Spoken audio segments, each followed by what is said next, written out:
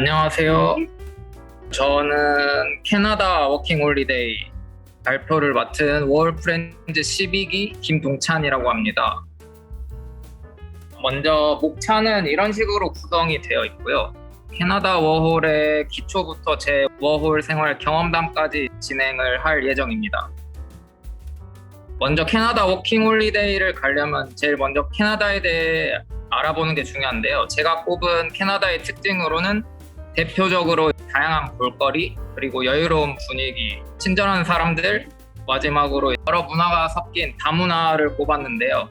아시다시피 캐나다는 세계 2위의 국토 면적을 가지고 있는 만큼 오로라, 빙하, 로키 산맥, 바다, 또 다른 특이한 지형 등 다양한 볼거리를 가지고 있습니다. 또 제가 다녀본 나라들 중에서 개인적으로는 사람들이 제일 친절한 나라 중에 하나라고 느꼈고, 여러 인종이 섞여 살기 때문에 인종차별도 상대적으로 적다고 느껴집니다. 캐나다에 대해서 알았다면 제가 개인적으로 중요하다고 생각하는 캐나다 워킹홀리데이의 목표 또는 방향을 설정하는 게 좋은데요.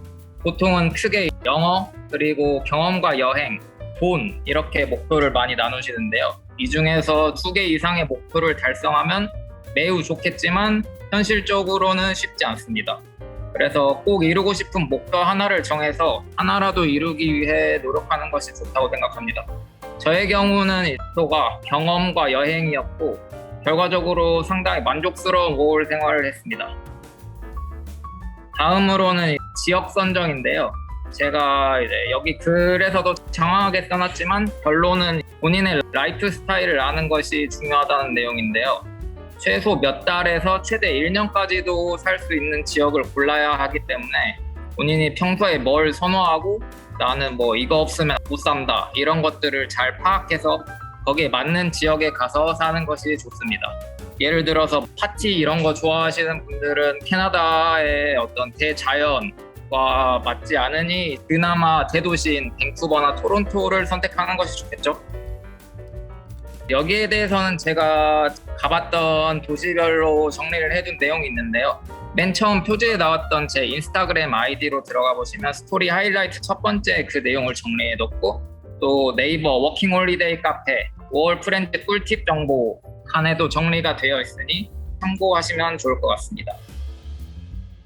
라이프 스타일만큼이나 지역 선정할 때 고려해야 할 중요한 부분이 바로 세금, 최저시급 등 이런 현실적인 문제인데요. 캐나다는 주별로 최저시급과 세금이 다르기 때문에 이런 부분들을 정확히 파악하고 가는 것이 좋습니다. 왼쪽 그림은 2023년 5월 1일 기준 캐나다의 최저시급을 나타낸 그림인데요. 제가 워홀을 할 때보다는 주별 최저시급의 격차가 낮아져서 크게 차이는 나지 않습니다. 오른쪽은 주별 세금을 정리한 표인데요. GST라고 적혀있는 부분은 연방정부, 캐나다 국가 자체에서 내는 기본적인 세금입니다. PST라고 적혀있는 부분은 주정부, 주별로 매기는 세금이라 각 주마다 다릅니다. 마지막으로 HST는 연방정부와 주정부의 세금을 합쳐서 한꺼번에 내는 개념입니다. 따라서 여기 맨 오른쪽에 보시면 레이트라고 적혀있는 퍼센트가 주별로 총 세금을 나타내는 건데요. 주별로 최소 5%에서 최대 15%까지 차이가 나는 모습을 볼 수 있습니다. 저의 일례를 하나 들어보자면, 저는 원래 세금 5%였던 알버타주에 살다가 13%인 온타리오주 토론토로 지역 이동을 생각했었는데, 그리고 실제로 토론토로 넘어갔었습니다. 근데 기존 알버타에서 내던 세금의 거의 2.5배를 넘는 세금이 부담이 커서 일주일도 못 있고 다시 알버타주로 넘어와서 지냈던 경험이 있습니다. 따라서 이러한 상황들을 고려해서 본인 상황에 맞는 지역으로 가는 것이 중요하겠습니다. 다음은 예비 워홀러들이 가장 많이 궁금해하는 취업 및 주거 파트인데요. 일단 대부분의 워홀러들이 보편적으로 많이 하는 직업들은 서버, 바리스타, 하우스키퍼나 기념품샵 스텝 등이 있는데요. 그 중에서 서버의 비율이 가장 높다고 볼 수 있습니다. 아시다시피 캐나다는 팁 문화를 가진 나라라서 서버와 같이 팁을 받을 수 있는 직업을 팁잡이라고 부르기도 하는데요. 성수기에 팁으로만 월급의 2~3배 이상을 벌어들이기도 하더라고요. 다음은 바리스타로 제가 워홀 준비할 때나 지금 취업 관련 문의 중에 바리스타 문의가 제일 많았습니다. 아무래도 비교적 편한 노동 강도 그리고 영어에 많이 노출될 수 있는 환경 덕분이 아닐까 생각되는데요. 가장 많이 하는 질문 중 하나가 한국에서의 카페 경력이 도움이 되냐는 질문인데요. 물론 업장마다 다르겠지만 대부분은 플러스 요인이 된다고 생각합니다. 다만 거기서 영어 실력이 어느 정도 돼야 하는 건 맞는 것 같습니다. 다음은 제가 일했던 하우스키퍼 그리고 기념품샵 직원 등 관광업에 종사하시는 분들인데요. 이러한 형태의 직업군은 밴프, 캔모어, 제스퍼, 퀘벡 등 관광지에서 많이 볼 수 있습니다. 대부분 관광지에서 일하다 보니까 손님이 많아서 노동 강도는 좀 있는 편이지만 업장에서 숙박 지원을 해준다든지 아니면 다른 복지 정책이 있다든지 하는 장점이 있습니다. 또 이와 별개로 제가 하고 싶었던 일 중에 캐나다에서는 또 특이하게 오로라 가이드라는 직업이 있는데요. 오로라가 너무 좋아서 매일 보고 싶다 하시는 분들은 뭐 이런 직업도 있다는 걸 참고하시라고 말씀드립니다. 다음은 취업 루트인데요. 어떻게 일자리를 구하느냐인데요. 직접 레주메를 가지고 다니면서 가게마다 들어가서 돌리는 것과 우리나라 알바몬 등에 지원하듯이 캐나다에서는 키지지와 인디드라고 하는 인터넷 사이트에서 지원하는 방법이 있습니다. 제가 일자리를 구할 때는 인디드나 키지지에서 먼저 어떤 일들이 있는지 확인하고 그 다음에 직접 레주메를 돌리는 방법으로 일을 구했었습니다. 마지막으로 이제 LMIA라는 것이 있는데요.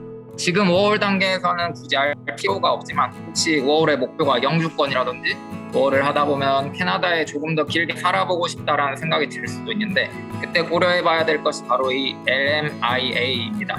LMIA는 쉽게 말하면 고용주가 정부의 업장에서 외국인 쓰겠다라고 신고하는 개념인데요.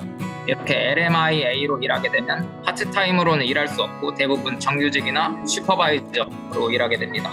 이렇게 하면 영주권 딸 때 가산점을 꽤 주기 때문에 워홀러들이 영주권을 따기 위해서 가장 많이 이용하는 방법입니다. 보통은 2-3년 이렇게 일을 하면서 돈도 모으고 영어 시험도 준비해서 영주권 과정을 밟습니다. 저는 개념 정도만 알려드렸고 영주권에 관심이 있으신 분들은 따로 좀 더 자세하게 알아보시면 될 것 같습니다.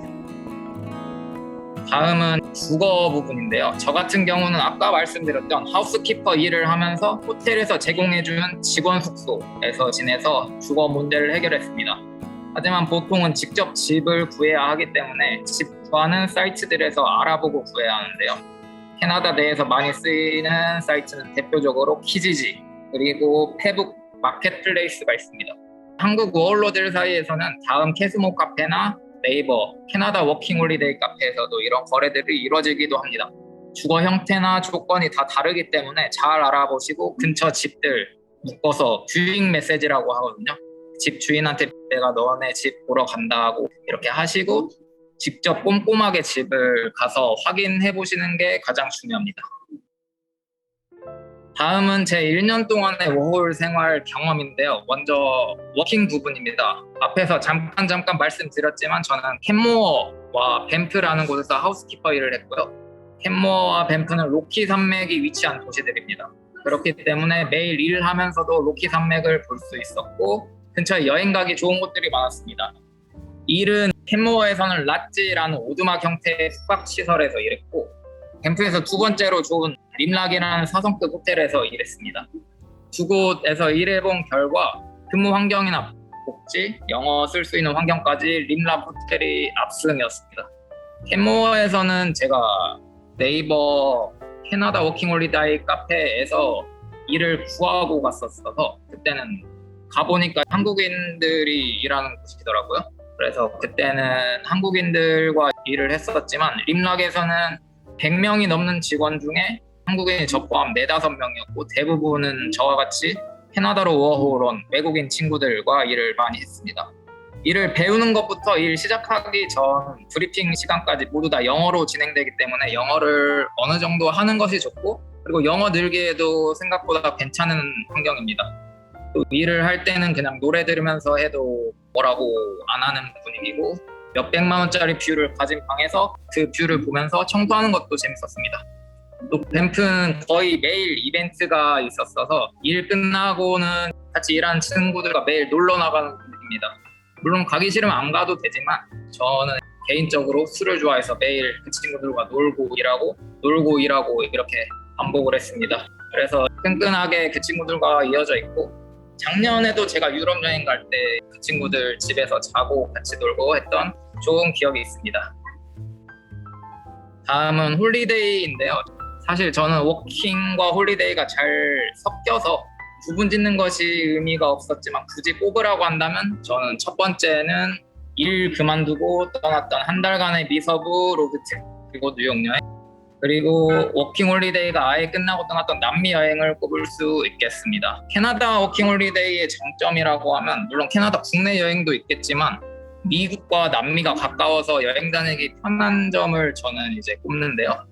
물론 캐나다 여행은 휴무나 휴가를 이용해서 빅토리아, 밴쿠버, 옐로나이프, 토론토 이런 곳들을 갔는데요. 캐나다도 워낙 넓고 예쁜 곳이 많아서 나름 열심히 돌아다녔지만 못 간 곳들이 많습니다. 이렇게 제 경험들을 대충 말씀드렸는데요. 이제부터는 백문이 불여일견이라고 하죠. 제 1년의 과정을 제가 찍은 사진 몇 장으로 추려봤는데요. 한 장씩 넘기면서 캐나다의 분위기를 같이 느껴주셨으면 좋을 것 같습니다. 여기는 이제 캔모어, 제가 살았던 곳이고, 여기가 아까 말씀드렸던 도깨비 호텔, 페어몬트 호텔입니다. 그리고 여기는 이제 호수들이고, 여기는 이제 드라이브, 도로. 여기는 레이크 루이스라고 세계 10대 절경이라고 불리는 유명한 호수입니다.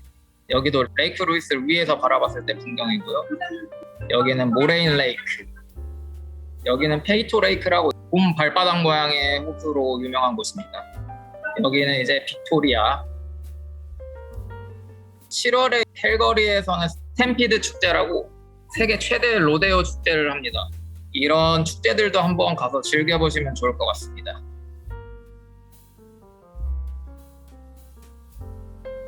이렇게 카누도 많이 타고요.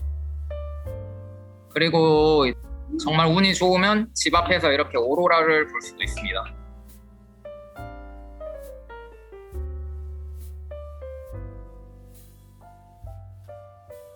나이아가라 폭포고요.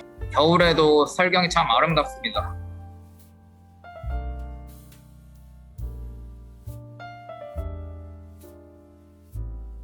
다음으로는 마무리인데요. 워홀 이후의 삶, 이 부분도 많이 궁금해하실 것 같아요. 저는 캐나다 때 여행 사진을 찍어서 열심히 SNS에 올렸습니다. 그게 반응이 좋아서 여행 크리에이터로 여러 가지 일도 하고 좋은 사람들도 만나고 그렇게 할 수 있는 계기가 되었습니다. 지금도 제가 지향하는 여행하는 삶에 어느 정도 부합하는 삶을 살고 있고요. 저의 워킹 홀리데이 목표가 여행이었으니까 그 목표를 달성했다고 생각합니다. 워홀 생활이 마음처럼 쉽지 않고 힘들 수도 있겠지만, 여러분들이 나중에 돌아봤을 때 후회 없는 나날들을 즐기고 돌아오셨으면 좋겠습니다. 워홀은 젊음의 특권이고, 젊음의 장점은 힘들어도 언제든 다시 일어설 수 있다는 점이니까요. 끝으로 오른쪽에 있는 글은 제가 캐나다를 떠날 때 썼던 글인데요. 지금 보면 참 오글거리는 표현들이 많은데, 어쨌든 생각의 결은 지금과 비슷합니다. 달라진 건 없고 인생에 실패란 없다고 생각합니다. 제가 좋아하는 말이 영어에서 Why not keep going인데 Why not keep going 하시길 바랍니다. 감사합니다.